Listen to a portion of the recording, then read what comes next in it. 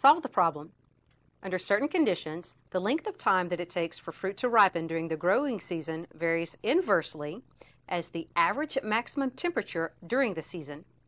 If it takes 25 days for fruit to ripen with an average maximum temperature of 80 degrees Fahrenheit, find the number of days it would take at 75 degrees Fahrenheit. Round your answer to the nearest whole number.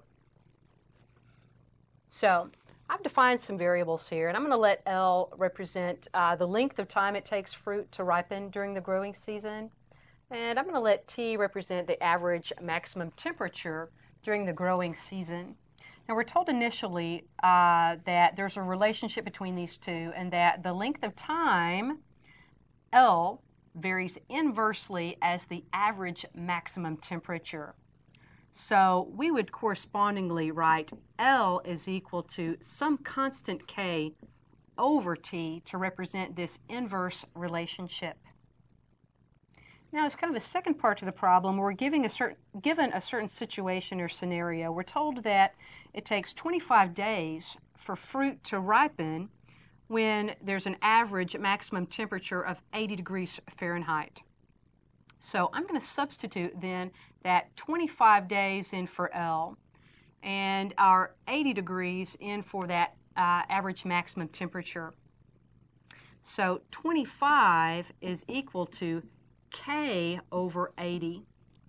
And this allows us to solve for K. Multiply both sides by 80. So K is equal to 25 times 80, or 2,000.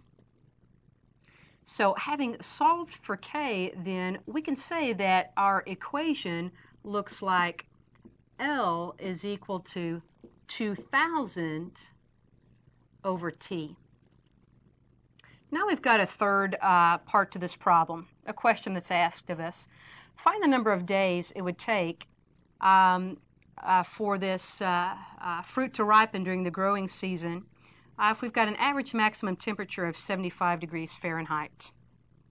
So we're going to take that 75 degrees, we're going to substitute that in for T, the temperature. So L is equal to 2,000 divided by 75. I'm going to go ahead and reduce this fraction. 2,000 is a 25 times 80. 75 is 25 times 3, so that's 80 thirds. If we write that as a mixed number, that's 26 and 2/3 days.